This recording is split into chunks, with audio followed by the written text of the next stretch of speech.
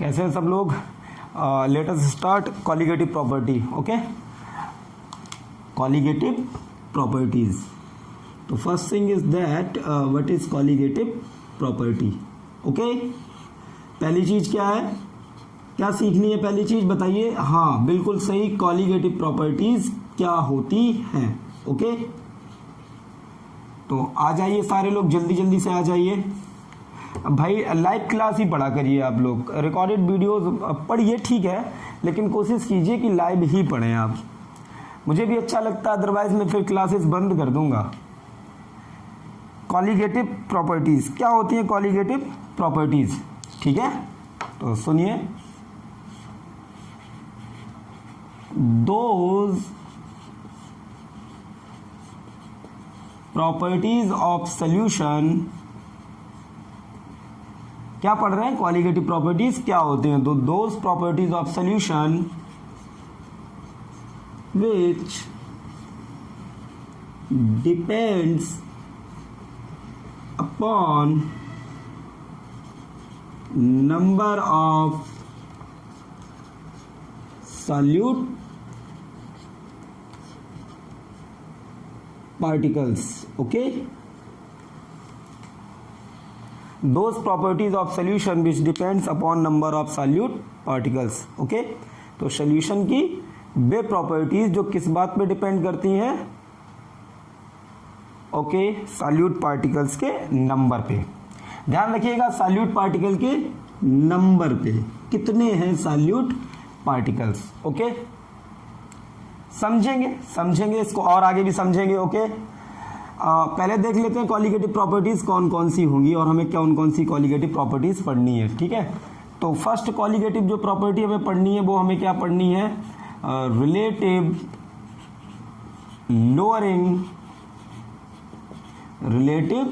Lowering in vapour pressure. Okay, क्या होता है समझ में आएगा आपके, आप टेंशन नहीं लेना. एक काम करिए, मेरे साथ ही लिखते जाइए. फर्स्ट प्रॉपर्टी क्या होती है? Colligative property relative lowering in vapour pressure. Okay, second colligative property जो हम लोग पढ़ेंगे वो पढ़ेंगे elevation in boiling point. Elevation का मतलब होता है इंक्रीजमेंट. ओके, बढ़ना.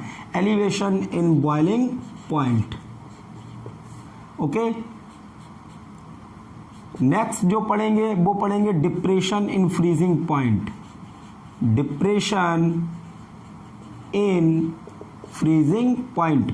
And last one osmotic pressure. कौन सी पढ़ेंगे? Osmotic pressure. ओके, तो पहले तो ये समझते हैं किन किन चीज़ों की हमें ज़रूरत पड़ेगी जब हम ये चारों कॉलिगेटिव प्रॉपर्टी पढ़ेंगे. तो पहली चीज़ हमें वेपर प्रेशर पता होना चाहिए और आई होप आपको समझ में आया, मैं आपको पढ़ा चुका हूँ. नेक्स्ट वन हम लोग पढ़ेंगे व्हाट इज़ बॉइलिंग पॉइंट. जब एलिवेशन इन बॉइलिंग पॉइंट पढ़ेंगे तो फिर हमें बॉइलिंग पॉइंट क्या होता है पता होना चाहिए. ओके, फ्रीजिंग पॉइंट में डिप्रेशन जब पढ़ेंगे तो व्हाट इज फ्रीजिंग पॉइंट ये पता होना चाहिए.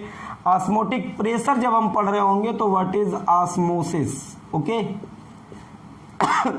सॉरी, ये पता होना चाहिए. ओके, तो ये चारों ही कॉलिगेटिव प्रॉपर्टीज हैं और इनको पढ़ने से पहले मैं आपको ये दिखाऊंगा प्रूव करके कि ये कैसे कॉलिगेटिव प्रॉपर्टीज हैं. ओके, तो वेपर प्रेशर हम लोग पढ़ चुके हैं, बॉइलिंग पॉइंट पढ़ेंगे, फ्रीजिंग पॉइंट पढ़ेंगे और पढ़ेंगे ऑस्मोसिस. इसके बाद हम लोग चारों कॉलिगेटिव प्रॉपर्टीज एक साथ ही पढ़ेंगे. उसके बाद ढेर सारे न्यूमेरिकल्स. ओके, पिछले लेक्चर में न्यूमेरिकल्स मैंने कहा था स्क्रीन पर आ जाएंगे, लेकिन कुछ टेक्निकल इश्यूज रहे. ठीक है, मैंने आपको कमेंट्स में बता भी दिया था 2-3 बार लिख के कि बेटा नहीं आ पाएगा. लेकिन आज के लेक्चर में ढेर सारे न्यूमेरिकल्स आपके रहेंगे, आपको उन्हें लगाना रहेगा. ओके, और अगर व्हाट्सएप नंबर आप मेरा ले लिए तो आप मुझे वहाँ वो भेज सकते हैं, मैं आपको चेक करके भी दिखा दूंगा.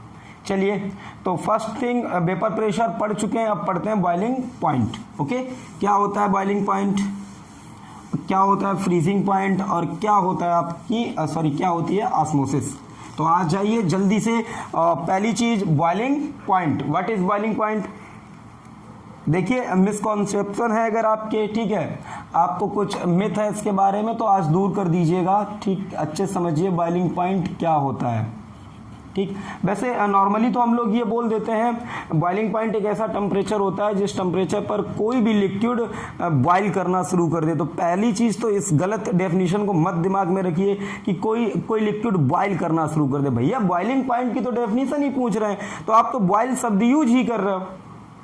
तो ये नहीं, आप इतना तो बोल सकते हैं तो चलेगा कि ऐसा टेम्परेचर जिस टेम्परेचर पर कोई लिक्विड वेपर फेज में जाना शुरू हो जाए, ठीक है, उसको तो बॉइलिंग पॉइंट बोल सकते हैं उस टेम्परेचर को। लेकिन जो एक्चुअल में डेफिनेशन है,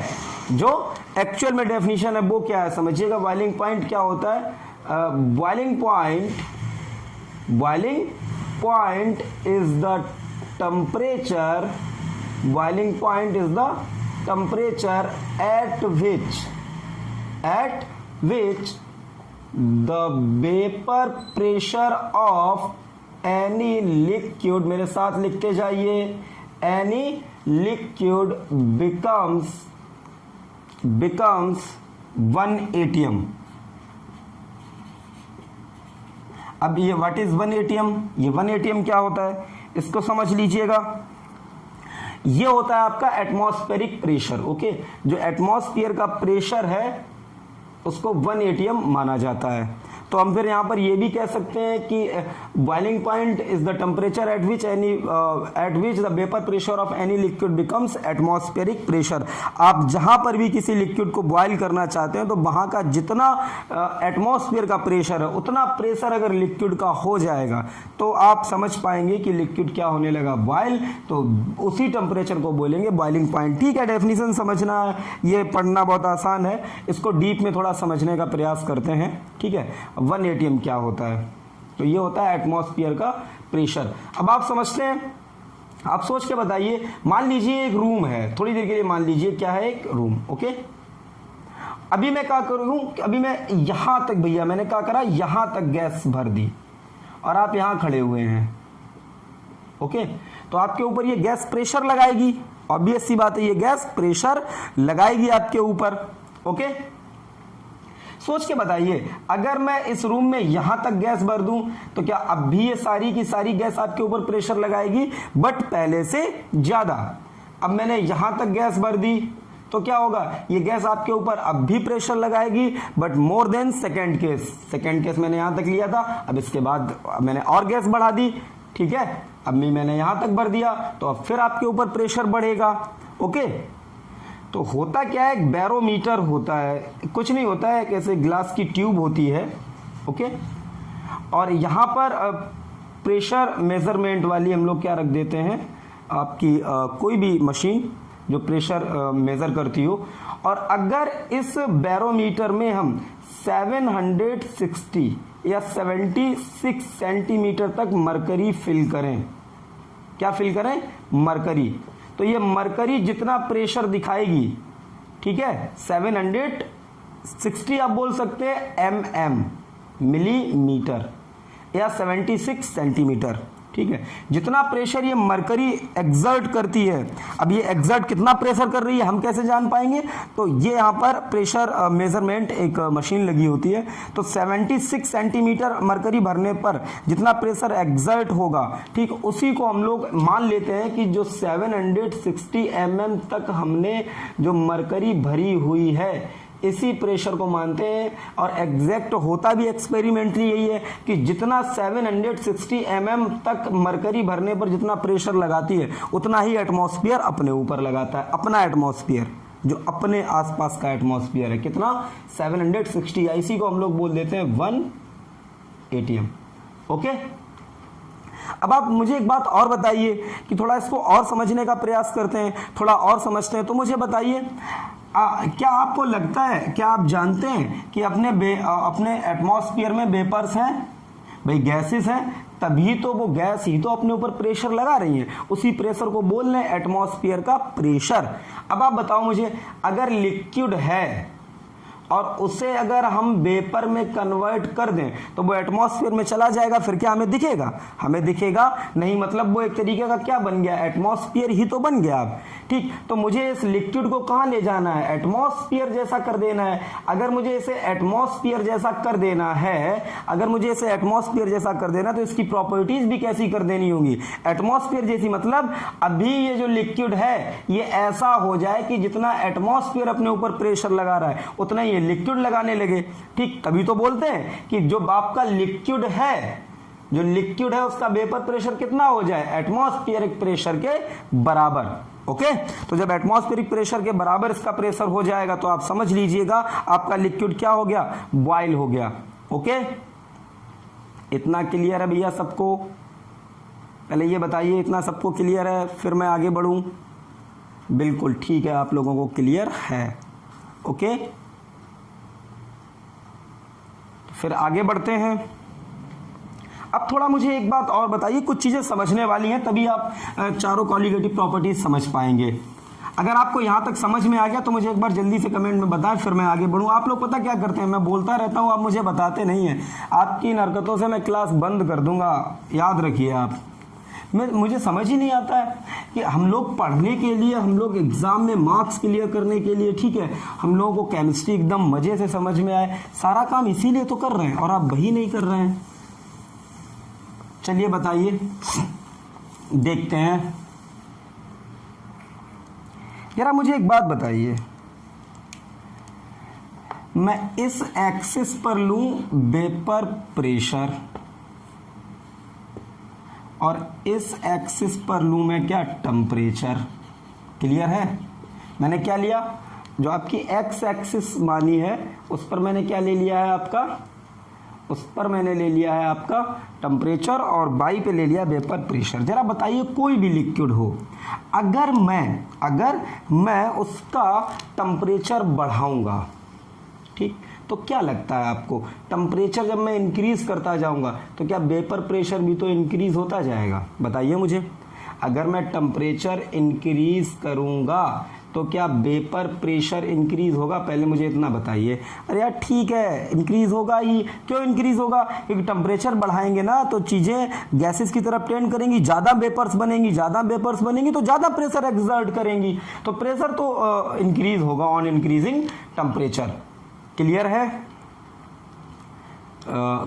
कोई डाउट है किसी को? पहले मुझे इतना बताइए, अगर किसी को कोई डाउट है तो अभी बता दीजिए। किसी को कोई डाउट नहीं है? ओके, अच्छा, दूसरी बात मुझे ये भी बता दीजिए कि अगर कोई लिक्विड है तो उसका गैस से तो प्रेशर कम होगा, लेकिन जीरो तो नहीं होगा, जीरो तो सॉलिड का होगा। तो फिर मैं ग्राफ अगर यहाँ से स्टार्ट करूँ तो आपको कोई प्रॉब्लम? क्योंकि जब यहाँ पर टेम्परेचर जीरो है तो आपका, मेरी बात समझ रहे हैं ना, ढेर सारे लिक्विड ऐसे हैं जो जीरो टेम्परेचर पर लिक्विड ही रहते हैं। ठीक है, आपको ये ना लगे कि सर वाटर तो सर जीरो पे, सर जीरो हो जाएगा, गैस बन जाएगी, सॉरी सॉलिड बन जाएगा, वो आइस बन जाएगी, लेकिन जीरो उसका फ्रीजिंग पॉइंट होता है। देखिए फ्रीजिंग पॉइंट अब क्या होता है, फ्रीजिंग पॉइंट ये होता है कि किसी भी लिक्विड का वो टेम्परेचर जिस पर उसमें सॉलिड और लिक्विड फेज के बीच इक्विलिब्रियम हो। वेपर प्रेशर, अब बॉइलिंग पॉइंट आप ये कह सकते हैं कि गैस और लिक्विड के बीच हो। ठीक, उसी टेम्परेचर पर अगर आपने जरा सा भी बढ़ाया तो फिर वो लिक्विड से वेपर बन जाएगा। लेकिन एक मुझे अभी बात समझने वाली ये है कि टेम्परेचर बढ़ाने पर बॉइलिंग पॉइंट, वेपर प्रेशर बढ़ रहा है, अच्छी बात है, लेकिन लीनियरली ही बढ़ेगा ऐसा कोई भी जरूरी नहीं है। तो पहले बस इतना नोट कीजिएगा कि वेपर प्रेशर और टेम्परेचर के बीच किसी भी लिक्विड का ग्राफ कुछ यूं होता है। ठीक है, ये एक्सपेरिमेंटल है, मैंने नहीं दिया, ये एक्सपेरिमेंटल है कि ग्राफ यूं नहीं यूं चलता है। तो पहले तो इस बात को नोट करिए। ठीक, ओके। अब बताओ, मैंने टेम्परेचर बढ़ाया, बढ़ाते बढ़ाते मान लो मैं यहां आ गया। ठीक, बढ़ाते बढ़ाते मैं अगर यहां आ गया तो यहां पर इसका वेपर प्रेशर कितना है, ये, और मान लो जब मैं यहां था तो इसका वेपर प्रेशर था ये इतना। अभी बताओ, ये टेम्परेचर मैंने माना T1, ये टेम्परेचर T2, तो पहले तो मुझे ये बता दो T2 is greater then T1, बिल्कुल सही बात है। और इसको मैंने माना वेपर प्रेशर B1, BP1, और इसको मैंने माना BP2, 2। तो BP2 is greater then BP1, बिल्कुल सही है। अब मैं ये मानता हूं कि T2 टेम्परेचर पर ऐसा हो गया कि इस लिक्विड का वेपर प्रेशर कितना हो गया 1 atm, मतलब T2 ही वो टेम्परेचर है। T2 is the temperature, T2 is the temperature at which liquid becomes vapor। बताइए, क्लियर है? क्योंकि वहीं पर वेपराइज होना शुरू हो जाएगा। इतना तो क्लियर है, इतना क्लियर हो गया। ओके, अब एक ग्राफ आपको और देखना है, बाद बाकी फिर हम लोग आगे ऑस्मोसिस पढ़ लेंगे। बॉइलिंग पॉइंट आप समझ गए। देखिए जरा अच्छे से इस ग्राफ को अब आप याद रखिएगा जो मैं अभी बनाने जा रहा हूं।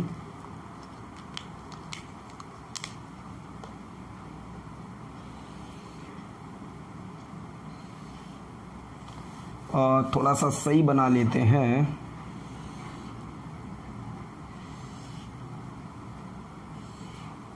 ओके, इधर मैंने क्या लिया हुआ है बच्चा? इधर मैंने लिया है टेम्परेचर। इधर मैंने क्या लिया है?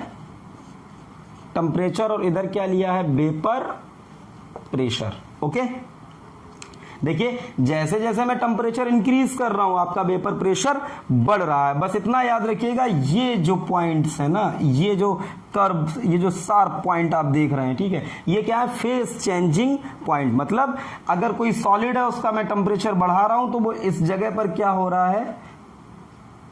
लिक्विड फेज में जाना शुरू हो रहा है। अगर कोई लिक्विड है उसका टेम्परेचर मैंने बढ़ाया है तो इस टेम्परेचर पर वो कहां जाना शुरू हो रहा है? वेपर फेज में। ओके, अब आप उल्टा समझिए, अगर कोई गैस है मैं उसका टेम्परेचर घटा रहा हूं तो इस टेम्परेचर पर वो लिक्विड में कन्वर्ट होना शुरू हो रही है।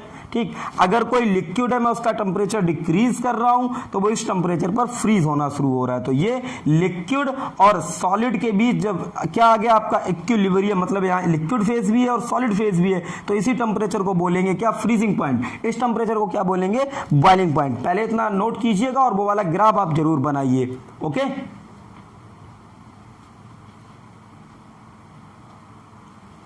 तो फ्रीजिंग पॉइंट क्या है समझ गए, और आपका बॉइलिंग पॉइंट क्या है आप समझ गए। बॉइलिंग पॉइंट क्या होता है? Boiling point is the temperature at which the vapour pressure of any liquid becomes 1 atm और एटमॉस्फेरिक प्रेशर। 1 atm तो अपने अगल बगल के एटमॉस्फेयर में प्रेशर है उसको मानते हैं। अब मान लीजिएगा कहीं आप ऊपर चले गए, हायर एल्टीट्यूड पे चले गए, तो वहां क्या होगा? वहां का प्रेशर जो होगा वो कम होता है अपने एटमॉस्फेयर से।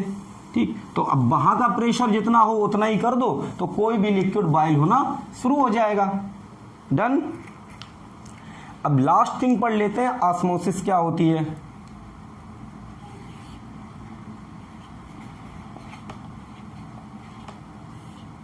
ऑस्मोसिस क्या होती है इसको पढ़ लेते हैं। ऑस्मोसिस क्या होती है? ओके, देखते हैं व्हाट इज ऑस्मोसिस। यूं करके एक कंटेनर लिया समझाने के लिए। ओके,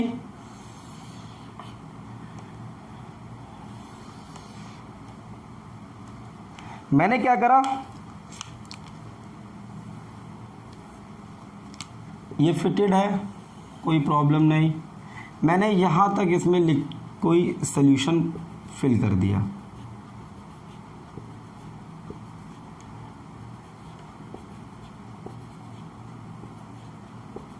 ओके, इस सॉल्यूशन की कंसंट्रेशन मैंने मानी C1, इसकी कंसंट्रेशन मानी C2। ओके, अब मैंने क्या किया, ये मान के चल रहा हूं मैं C1 is less than C2, मतलब जो पहले सॉल्यूशन की कंसंट्रेशन है, सॉल्यूशन 1 की कंसंट्रेशन है वो कम है किससे? सॉल्यूशन 2 से। ओके, और मैंने यहां क्या कर दिया, सेमी परमिएबल मेम्ब्रेन लगा दी। सेमी परमिएबल मेम्ब्रेन अक्सर क्या होती है? SPM, semi permeable membrane. ये क्या होती है? सेमी परमिएबल मेम्ब्रेन क्या होती है? ठीक, पहले ये समझ भी लेते हैं। आप फिलहाल तो इसको यूं समझ सकते हैं, एक फिल्टर पेपर मान लें आप इसे। ठीक, आप इसको क्या मान लें, थोड़ी देर के लिए आप इसको ये मान लें ये फिल्टर पेपर की तरीके से है। अब फिल्टर पेपर आप समझते ही हो, ठीक है। जैसे आपने क्या करा, फिल्टर पेपर लिया और आपने वाटर लिया और वाटर में क्या आपने फिल कर दिया, वाटर में आपने डाल दिया सैंड डाल दी, ठीक है। तो अब आप जब उस सैंड वाले वाटर को फिल्टर पेपर से पास कराएंगे तो फिल्टर पेपर के जो होल्स हैं, कौन है, होल्स, उनसे क्या होगा, उनसे भैया मेरे आपका वाटर तो पास कर जाएगा लेकिन सैंड पास नहीं करेगी। तो फिल्ट्रेशन से हम लोग क्या करेंगे, सैंड वाटर से सैंड को अलग कर देंगे और वाटर को अलग कर देंगे। तो ऐसे ही सेमी परमिएबल मेम्ब्रेन होती है, ये सिर्फ क्या करती है, ये सिर्फ अलाउ करती है, allow to pass solvent particles only, ये सिर्फ अपने आप से किसे पास होने देती है, सॉल्वेंट पार्टिकल्स को। सर सॉल्वेंट पार्टिकल्स को ही क्यों पास होने देती है, तो सोच के बताइए, अगर आपने शुगर और वाटर का सॉल्यूशन लिया तो जो शुगर वाटर में जाएगी तो जो शुगर के जो पार्टिकल्स हैं उनका साइज बड़ा होगा। अब समझिएगा, वो शुगर नहीं जो आपने इतने इतने बड़े उसमें क्रिस्टल उसके डाले, वो डिसॉल्व होने के बाद भी जो शुगर के पार्टिकल्स ब्रेक होने के बाद मिलेंगे उनका भी वाटर मॉलिक्यूल से साइज बड़ा होगा, बहुत बड़ा होगा। तो अब सेमी परमिएबल मेम्ब्रेन क्या करेगी, अपने इस होल जो इसके अंदर होल्स हैं उनसे सॉल्यूट पार्टिकल्स को पास होने नहीं देगी। अब समझते हैं ऑस्मोसिस होती क्या है, ठीक है। ऑस्मोसिस होती क्या है, तो पहले लिख लेते हैं क्या होती है ये, self resultant flow of solvent particles from lower concentrated solution to higher concentrated solution, lower concentrated solution से higher concentrated solution की तरफ solvent particles का flow throw semi permeable membrane, ठीक है। लोअर कंसंट्रेटेड सॉल्यूशन से हायर कंसंट्रेटेड सॉल्यूशन की तरफ किसका जाना, सॉल्वेंट पार्टिकल्स का, ठीक। सेल्फ, आप कुछ ना करें, अपने आप, through a semi permeable membrane, okay. Semi permeable membrane से होते हुए सॉल्वेंट पार्टिकल्स का लोअर कंसंट्रेटेड, लोअर बोल रहा हूं मैं, लोअर कंसंट्रेटेड सॉल्यूशन से हायर कंसंट्रेटेड सॉल्यूशन की तरफ आना इज कॉल्ड ऑस्मोसिस। कई बच्चे कंफ्यूज हो रहे होंगे, sir higher concentrated to lower, नहीं बेटा, वो डिफ्यूजन होता है। डिफ्यूजन, दो गैसेस का डिफ्यूजन, तो जहां गैस का कंसंट्रेशन ज्यादा होता है वहां से गैस चल के लोअर कंसंट्रेटेड की तरफ आना शुरू हो जाती है, ये है ऑस्मोसिस, ठीक। इसको थोड़ा और गहराई से समझते हैं, समझिए। लेट मी से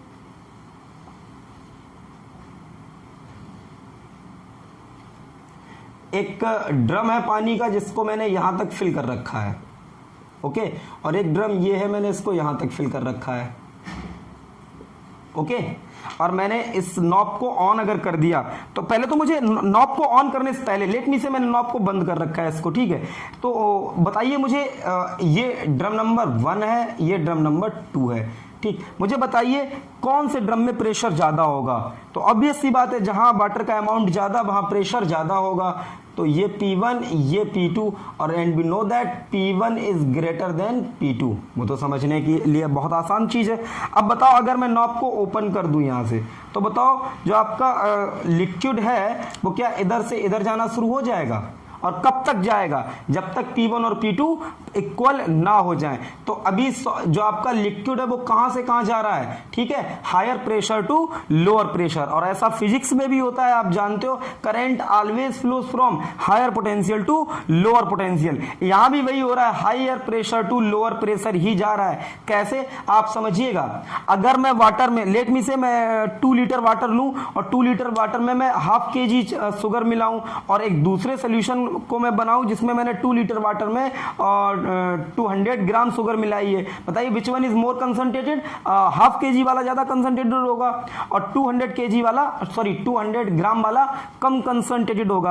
अब आप मुझे सोच के बताइए, जहाँ पर हाफ kg है, ठीक, बताओ मुझे वाटर बहुत तेजी से फ्लो होना होगा या जहां पर 200 ग्राम में बहा होगा? आपको ज्यादा समझ में आएगा अगर आप 2 लीटर में अप्रॉक्स शुगर मिला दें, कितनी 1.5 kg। आप शुगर बढ़ाते जाए तो आपको नहीं लगेगा कि वाटर का फ्लो होना बंद होता जाएगा, धीरे धीरे वो सॉलिडिफाई हो रहा है, धीरे धीरे वो बहुत ज्यादा कंसंट्रेटेड हो रहा है, आपको ऐसा लगेगा? ठीक, तो आप सोच के बताइए फ्लो होना ज्यादा कहां पॉसिबल है? जहां कंसंट्रेटेड सोल्यूशन, जहां सोल्यूशन की कंसंट्रेशन कैसी हो, कम, वहीं प्रेशर ज्यादा होता है। तो अभी भी याद रखिएगा, lower concentrated solution to higher concentrated solution, higher to lower कहां होता है? वो भैया कहां होता है? वो होता है डिफ्यूजन में। ठीक है, तो the self resultant flow of solvent particles through a semi permeable membrane from lower concentrated solution to higher concentrated solution is called osmosis. ठीक है, इसके कुछ एग्जांपल्स भी आप जानते ही हैं। ओके, आपकी स्क्रीन पर कुछ एग्जांपल्स आ भी रहे हैं, आप उन्हें देख भी सकते हैं और मैं भी समझा दूं आपको। ठीक है, जैसे आप ग्रेप्स जब होते हैं, ठीक है, तो आप क्या करिएगा, ग्रेप्स में आप अगर वाटर डालते हैं, ठीक है, आपने देखा होगा जो वो रेडी वाले होते हैं जो सब्जी वब्जी लगाते हैं, वो भी अपनी सब्जियों पर तो उनको ताज़ा रखने के लिए पानी यूं करके छिड़कते रहते हैं ना उसके ऊपर। ऐसा वो क्यों करते हैं? ऐसा वो क्यों करते हैं? तो ऑब्वियस सी बात है, जैसे आप टोमेटो ही ले लें, ठीक है, तो आपने देखा होगा अगर टोमेटो आप घर में यूं ही रख दें आके ऐसे ही, तो वो श्रिंक कर जाता है। ठीक है, उसकी वो स्मूथनेस, वो चिकनाहट उसकी खत्म हो जाती है, आपको लगता है बहुत पुराना सा है, रद्दी सा हो गया है। ठीक, ऐसा क्यों होता है एक्चुअल में? कि सब्जी वाले अक्सर आपने देखा होगा कि वो उसके ऊपर पानी का छिड़काव करते रहते हैं। ठीक है, ऐसा वो क्यों करते हैं जरा समझिएगा आप। जो सोल्यूशन टोमेटो के अंदर है, क्या उसके अंदर विटामिन या ढेर सारी चीजें मिली हुई हैं? तो अंदर जो आपका सोल्यूशन है वो हायर कंसंट्रेटेड है, और बाहर का जो आप बाहर से जो पानी उसके ऊपर डाल रहे हो, वो तो उसमें तो कोई एक्स्ट्रा थिंग आपने मिलाई ही नहीं हुई है, तो वो तो लोअर कंसंट्रेटेड है। और जब आप उस पर यूं करके पानी छिड़क रहे होते हैं, तो आप सही से, अगर आपने कभी टमाटर को देखा हो या आपने कभी प्याज को देखा हो या आपने कभी एग को देखा हो, ठीक है, जब आप एग की ऊपर वाली जो परत होती है वाइट वाली, वो हटा देते हैं, बिल्कुल सावधानी से हटाइए, तो आपको उसके ऊपर एक झिल्ली सी नजर आती है, एक मेम्ब्रेन, वही होती है सेमी परमिएबल मेम्ब्रेन। ये आपने इसमें भी देखा होगा, प्याज में भी, ठीक है, और ये आप टोमेटो में भी देखा होगा आपने, टमाटर में भी आपने देखा है। ठीक, तो वही होती है सेमी परमिएबल मेम्ब्रेन। तो जब आप इसके ऊपर पानी डालते हैं तो क्या होता है, जो आपका ये प्योर वाटर है, इसमें कुछ नहीं मिला हुआ है, तो ये लोअर कंसंट्रेटेड है, और जो आपके टोमेटो के अंदर जो सोल्यूशन है वो हायर कंसंट्रेटेड है। ठीक, अब क्या, जैसे ही आपने इसके ऊपर पानी डाला तो ये पानी धीरे धीरे इसके अंदर जाता रहता है। ठीक है, ऐसे ही आपने ग्रेप्स में देखा होगा, अगर आप ग्रेप को क्या करिएगा, ग्रेप को आप पानी में डाल दीजिएगा, नॉर्मल पानी में, नॉर्मल वाटर लीजिए, कैसा वाटर लीजिए, नॉर्मल वाटर, और इस ग्रेप को इसमें डालिए, तो ये क्या कर जाता है, ये सॉलो हो जाता है, फूल जाता है ये। ठीक है, क्यों? क्योंकि वही बात फिर यहाँ भी वैलिड है। ठीक, जो ग्रेप्स के अंदर सोल्यूशन है वो हायर कंसंट्रेटेड है, नॉर्मल वाटर लोअर कंसंट्रेटेड है, तो फिर इसके अंदर पानी जाएगा तो ये फूल जाता है। लेकिन अगर मैं इसी ग्रेप को साल्ट वाटर में डाल दूं, किस में डाल दूं, साल्ट वाटर में, तो ये श्रिंक कर जाता है। क्यों श्रिंक कर जाता है? ठीक है, ठीक ठाक अमाउंट मिलाइए साल्ट का, ताकि जो ये सोल्यूशन है ये हायर कंसंट्रेटेड हो जाए और ये कैसा हो जाए, लोअर। तो अब क्या होता है, आपके ग्रेप के अंदर का जो लिक्विड है वो बाहर आने लगता है और ग्रेप आपका क्या कर जाता है, श्रिंक। ओके, तो ये तो थी आपकी ऑस्मोसिस। ओके, अब वापस चलते हैं फर्स्ट कॉलिगेटिव प्रॉपर्टी को और समझते हैं नंबर ऑफ पार्टिकल्स पे कैसे डिपेंड करती है, थोड़ा उसको और डीप में समझेंगे। तो हेडिंग डालिएगा, relative lowering in vapour pressure. पहले से नोट कर लीजिए, स्क्रीनशॉट ले लीजिए इसका अच्छे से, देखिए साफ आ रहा है, जल्दी से ले लीजिए। ओके, तो अब हेडिंग डालते हैं relative lowering in vapour pressure. एक बार रिकैप कर लेते हैं, हमने क्या क्या पढ़ा। हमने शुरुआत करी थी सोल्यूशन से, सोल्यूशन क्या होता था, ठीक है, तो solution is a homogeneous mixture of two or more chemical substances. Okay, done. Second हम लोगों ने क्या पढ़ा, टाइप्स ऑफ सोल्यूशन। ठीक, टाइप्स ऑफ सोल्यूशन में हम लोगों ने क्या देखा था, एक बार हमने क्या किया, लिक्विड सॉल्वेंट लिया, सॉलिड सॉल्यूट लिया, फिर भी लिक्विड सॉल्वेंट लिया, लिक्विड सॉल्यूट लिया, फिर लिक्विड सॉल्वेंट लिया, गैस सॉल्यूट ली। उसके बाद मैंने फिर 3 केस लिए थे।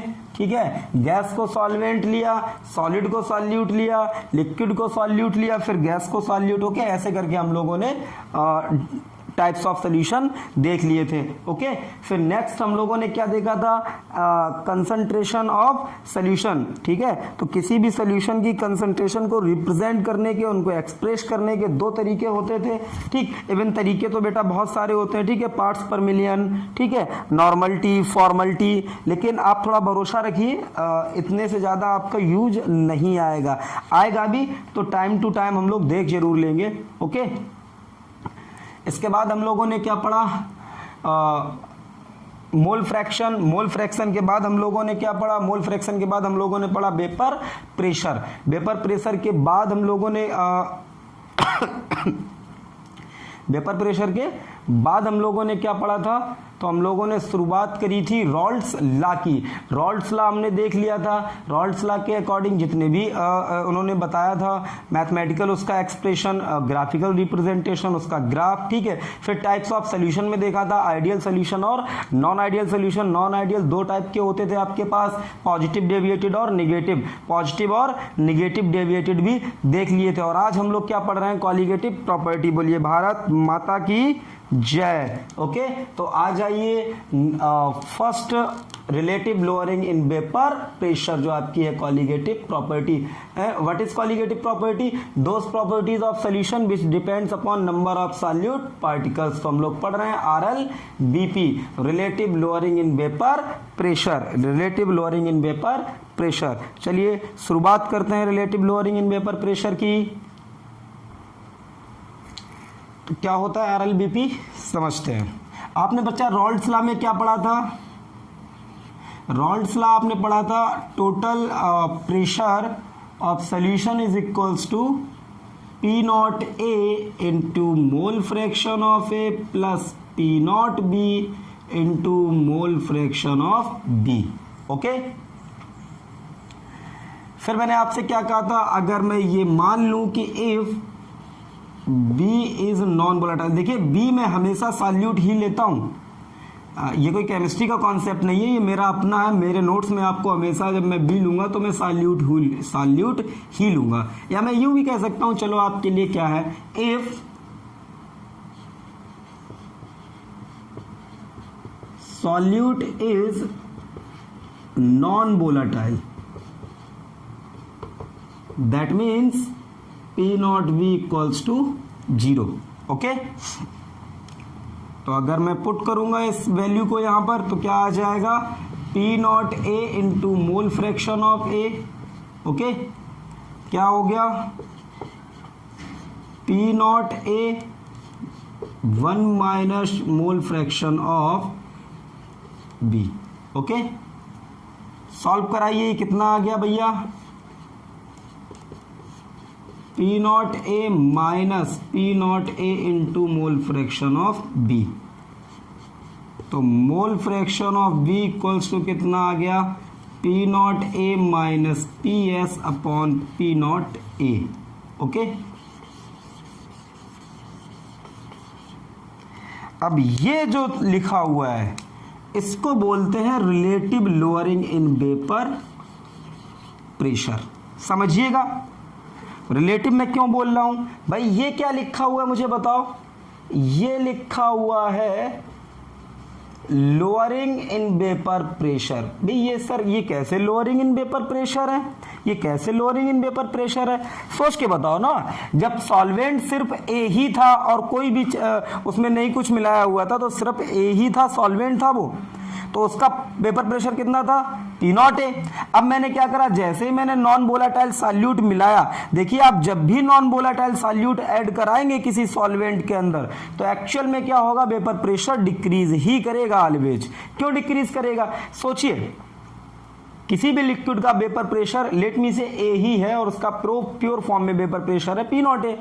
आपने क्या करा, उसमें नॉन वोलेटाइल सॉल्यूट ऐड कराया, तो नॉन वोलेटाइल सॉल्यूट क्या करेगा, वो जो वेपर्स बन रही होंगी उस लिक्विड की उनको अपने साथ दबा के ले जाएगा नीचे। जो वेपर्स ऊपर आ रही थी वो वेपर्स का काउंट जो होगा, जो नंबर ऑफ वेपर्स होंगी वो कैसी हो जाएंगी, कम। ओके, तो बताओ शुरुआत में इतना था, फाइनल इतना है, तो शुरुआत वाला माइनस फाइनल, तो ये लोअरिंग ही तो है, इतना ही तो घटा है। ठीक, ओके, और अपॉन मैंने पी नॉट ए कर दिया। इसको थोड़ा समझिए आप। लेट मी से मेरे पास 500 रुपीज हैं, ओके, और मैंने 300 रुपीज खर्च कर दिए, या मैं यूं मान लूं थोड़ी देर के लिए, सॉरी, मेरे पास 500 है, लेट मी से मेरे पास कितने 500, ओके, और अब मेरे पास रुपीस जो बचे हैं, फाइनल रुपीस मेरे पास है कितने 200। तो मैंने खर्च कितने कर दिए, मैंने खर्च कर दिए 300। तो बताओ मेरे पास पहले रुपीस कितने थे, कितने रुपीस थे 500, अभी फाइनल कितने हैं 200, तो मैंने खर्च कितने कर दिए, कितने की लोअरिंग होगी, मेरे पास बच्चे इतने हैं, ठीक है, तो मैंने इतने की ही तो अपने रुपयों में लोअरिंग कर दी। बताओ मुझे, लेकिन जरा गौर से बताना, अगर मैं इतना लिखूं 500 माइनस 200 अपॉन 500, तो ये कितना आया 300 अपॉन 500, बोलिए 300 अपॉन 500, तो ये कट हो गया, ओके, ये कितना आ गया 0.6 आ गया, ओके। थोड़ी देर के लिए जरा मानिए ये 250 में ले लूं, तो यहां भी कितना बचेगा 250, मतलब फाइनल मेरे पास रुपीस कितने हैं 250, तो यहां कितना ये रह गया 250, तो ये कितना आ गया 0.5, बोले तो 1/2। अब मुझे बताओ, मैंने अगर 500 थे, फाइनल मेरे पास कितने बचे 250, तो मैंने खर्च कितने कर दिए, मैंने लोअरिंग कितने की कर दी 250 की, कितने की लोअरिंग कर दी 250 की, तो 250 की तो लोअरिंग मैं यहां भी कर सकता हूं, 2000 थे और कितने रह गए अब 750, तो मैंने फिर इतने की लोअरिंग कर दी। बताइए, बोलिए ना। लेकिन अगर मैं यहां अपॉन 2000 करूं तो क्या ये 1/2 आएगा, नहीं आएगा ना। तो मैं देखो, मैंने लोअरिंग यहां भी कितने की करी 250 की, मैंने यहां भी लोअरिंग करी 250 की, लेकिन अपॉन मैंने कितने में लोअरिंग करी, मेरे पास 500 थे, 500 में मैंने 250 की लोअरिंग कर दी, तो मैंने कितना फ्रैक्शन खर्च कर दिया 1/2। ऐसे ही यहां पर 1/2 नहीं खर्च किया, तो अपॉन में जब मैं शुरुआत वाला अमाउंट कर देता हूं तो उसको बोल देता हूं रिलेटिव, किसके रिलेशन में है। यहां 500 थे, उसमें से 250 रुपए मैंने खर्च किए थे, यहां 2000 है, उसमें से 250 खर्च किए हैं, तो रिलेटिव जो मैंने लोअरिंग की हुई है वो यहां कम है, यहां ज्यादा है, ओके। तो अपॉन जब पी नॉट ए आ गया शुरुआत वाला, तो इसको बोलते हैं रिलेटिव लोअरिंग। अब बताइए, अगर ये relative lowering in vapour pressure लिखा हुआ है RLBP, बताइए इसकी वैल्यू किसके बराबर आई है, मोल fraction of non volatile solute. और यही तो मैंने कॉलिगेटिव प्रॉपर्टी की डेफिनेशन बताई है। कॉलिगेटिव प्रॉपर्टीज क्या होती हैं, कॉलिगेटिव प्रॉपर्टीज वे सारी सॉल्यूशन की सारी प्रॉपर्टीज जो number of particles of non volatile solute पर डिपेंड करें। अब बताइए, अगर मोल फ्रैक्शन लिखा हुआ है किसका, नॉन वोलेटाइल सॉल्यूट का, तो दैट मीन्स उसके मोल्स लिखे हुए हैं, और अगर उसके मोल्स लिखे हुए हैं तो किसी भी लेट मी से सोडियम 2 मोल तो कितने पार्टिकल 2 Na, 1 मोल तो कितने पार्टिकल 1 Na, तो मोल के ऊपर डिपेंड कर रहे हैं ना पार्टिकल्स, ओके। तो ये नोट करिएगा, ये थी आपकी RLBP, ओके। घबराइए मत, डेफिनेशन तो पूरा जितना राइटिंग सेक्शन है जो मैं यहाँ नहीं लिख रहा हूँ वो तो नीचे चल ही रहा है, बाद बाकी इसके न्यूमेरिकल्स ढेर सारे, ओके। पहले तो सुन लीजिएगा, मैं एनसीईआरटी का एक एक सिंगल क्वेश्चन खुद डिस्कस करूंगा, ठीक। मैं आपको पहले से ही ये बात इन्फॉर्म कर दूंगा कि मैं कौन से दिन ये करने वाला हूँ। और वैसे मोस्ट प्रोबेबली यही रहेगा कि एक बड़ा टॉपिक खत्म हो जाए, फॉर एग्जांपल जैसे RLBP खत्म हो जाएगा इस वाली टॉपिक में, ठीक है, कॉलिगेटिव प्रॉपर्टीज में, elevation in boiling point, freezing point, depression और आपका ऑस्मोटिक प्रेशर। उसके बाद मैं इन सबके न्यूमेरिकल लगाऊंगा, कम से कम 2 लेक्चर 2 क्लासेस लूंगा, उसके बाद शुरू करूंगा एबनॉर्मल कॉलिगेटिव प्रॉपर्टी। और सारे ही चैप्टर्स में मैं यही करने वाला हूँ, NCERT में खुद ही सॉल्व कराऊंगा। लेकिन फिर भी मैं आपसे कहूंगा अगर आप जितनी सॉल्व कर सकते हैं उसको सॉल्व जरूर कीजिएगा, बेनिफिशियल रहेगा आपके लिए एग्जाम में, ठीक है। जल्दी से नोट कीजिए और हेडिंग डालिए एलिवेशन इन बॉइलिंग पॉइंट।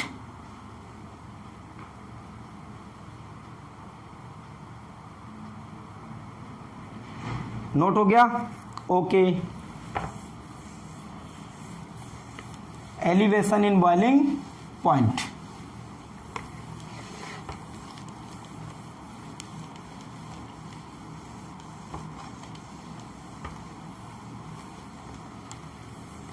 अब देखते हैं एलिवेशन इन बॉइलिंग पॉइंट।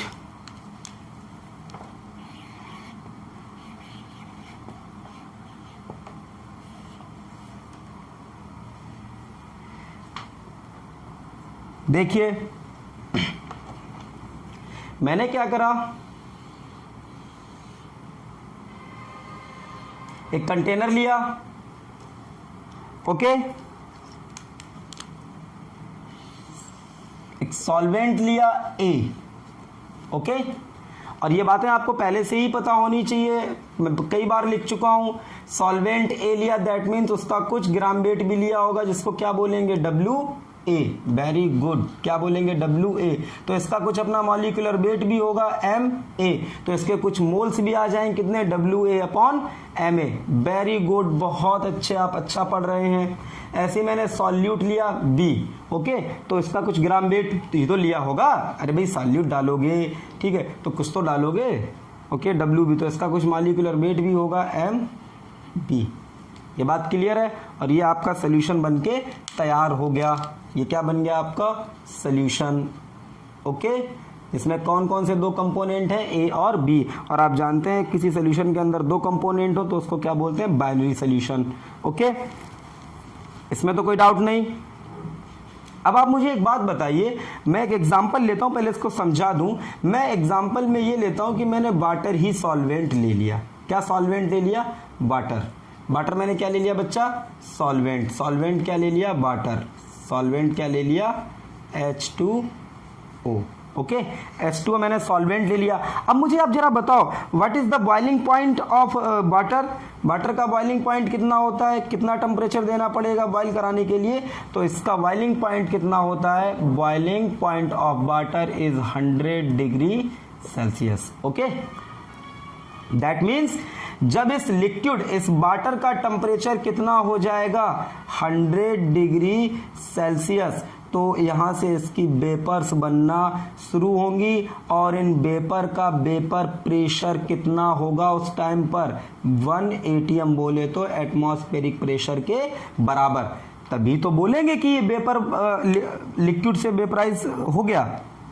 और ऐसा वाटर में कब होता है कि इसका वेपर प्रेशर कितना हो जाए, 1 atm, जब इसका टेम्परेचर कितना हो जाएगा, 100 डिग्री सेल्सियस। तो इसीलिए वाटर का बॉइलिंग पॉइंट कितना है, 100 डिग्री सेल्सियस। अब आप मुझे बताइए, अगर मैं इसमें एक नॉन वोलेटाइल सॉल्यूट मिलाना शुरू कर दूं, ठीक है, फॉर एग्जाम्पल मैंने इसमें शुगर ही मिलाना शुरू कर दिया।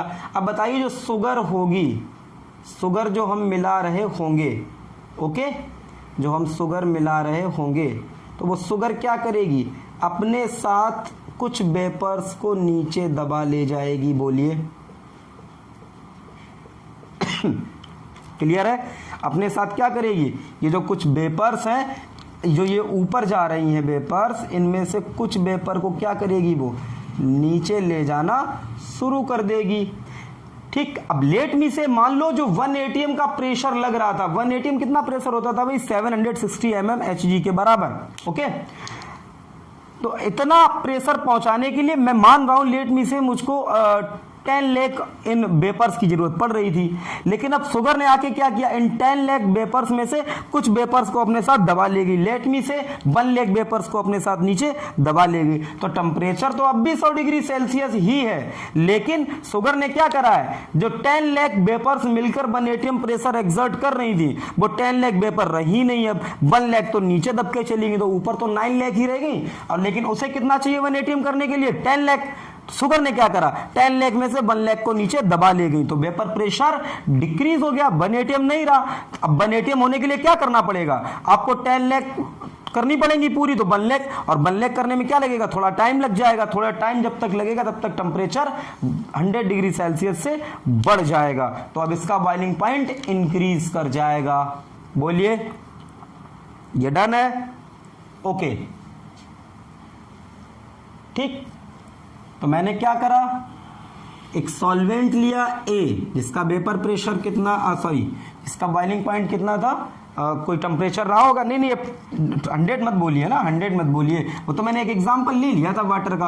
अब आपको मालूम है कोई सा भी लिक्विड हो सकता है, लिक्विड का मतलब हर बार यही नहीं होता है कि वो मतलब वाटर ही है। इधर क्या लिया टेम्परेचर मैंने, इधर क्या लिया मैंने बॉइलिंग, सॉरी वेपर प्रेशर। अब आप मुझे बताइए वेपर प्रेशर और टेम्परेचर के बीच बच्चा ग्राफ कैसा होता है, बेटा ग्राफ कैसा होता है, तो वेपर प्रेशर और टेम्परेचर के बीच तो ग्राफ ऐसा होता है। ओके, अब आप मुझे बताइए इसका एक पर्टिकुलर मान लिया टेम्परेचर होगा, ये माना ये टेम्परेचर है जहां पर ये लिक्विड क्या कर जा रहा है, बॉयल, और अगर यहाँ पर बॉयल कर रहा है दैट मीन्स ये प्रेशर कितना होगा 1 atm, ये प्रेशर कितना होगा 1 atm। ओके, क्लियर है? और ये आपका है क्या, अभी ये क्या है आपका, ये आपका सिर्फ और सिर्फ सॉल्वेंट है अभी। बोलिए, और ये वो टेम्परेचर है T नॉट, इसको मान लिया। T नॉट का मतलब क्या है, लिक्विड का मतलब ये प्योर लिक्विड है, तो स्टैंडर्ड इसके लिए आपका जो बॉइलिंग पॉइंट है वो कितना है, T नॉट मैंने मान लिया। अब आप बताओ मुझे, मैंने अगर इसमें नॉन वोलेटाइल सॉल्यूट ऐड कराया तो अब पहले से वेपर प्रेशर बढ़ेगा या पहले से घट जाएगा, पहले से घट जाएगा। तो ग्राफ इसके ऊपर बनाए या नीचे बनाए, सर बहुत आसान है, ग्राफ आप नीचे बनाएं क्योंकि पहले से वेपर प्रेशर घट जाएगा। तो आप इसी के पैरेलल में ये ग्राफ बन गया। अब बताओ ये किसका ग्राफ बना है भैया, ये सॉल्वेंट का बना है सॉल्यूट का, ये ग्राफ किसका बना है, सॉल्यूट का बना है ना, नहीं पागल लोगों, ये किसका बना है, सोल्यूशन का। अब तो सॉल्यूट में सॉल्वेंट में सॉल्यूट ऐड करा दिया ना। अब बताओ, अब अगर मुझे इस वाले का 1 atm करना है तो इसका तो 1 atm ये है, यही तो है 1 atm, तो इसके लिए तो ये यहां पर आ रहा है, दैट मीन्स अब इतना टेम्परेचर देना पड़ेगा। बोलिए, इतना टेम्परेचर देना पड़ेगा। तो बताओ पहले से इतना इंक्रीज कर गया, यही है आपका डेल्टा TB, इसी को बोलते हैं एलिवेशन इन बॉइलिंग पॉइंट। और एक्सपेरिमेंटली देखो बेटा, ये तो क्लियर है कि बढ़ेगा, ठीक, लेकिन अब ये मेरा पार्ट नहीं, एक्सपेरिमेंटली ये देखा गया, ठीक, डेल्टा TB जो है वो डायरेक्टली प्रोपोर्शनल आता है किसके, molality of the solution. Delta TB जो है वो डायरेक्टली प्रोपोर्शनल आता है किसके, मोलैलिटी ऑफ द सॉल्यूशन के।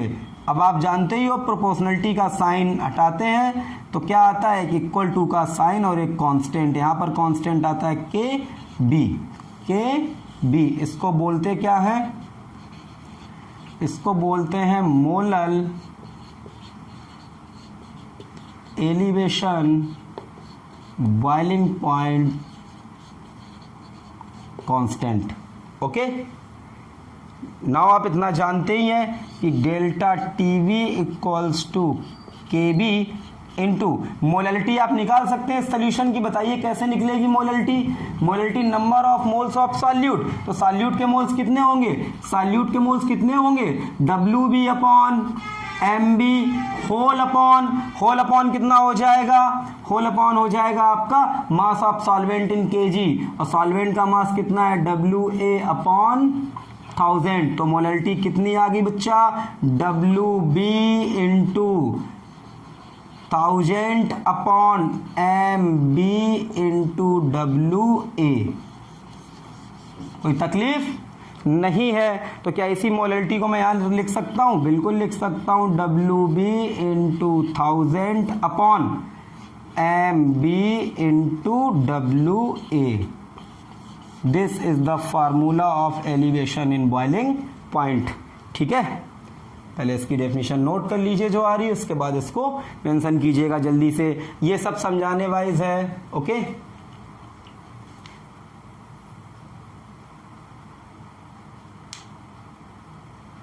जल्दी से नोट कीजिए, और नोट करने के बाद टाटा बाय बाय.